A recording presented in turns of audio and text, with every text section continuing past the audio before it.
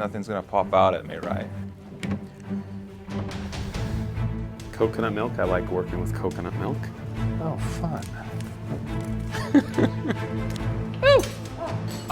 Why don't we make quesadillas? I've never actually cooked canned chicken or opened a can of chicken. Our team is going to win because we're very much driven by passion.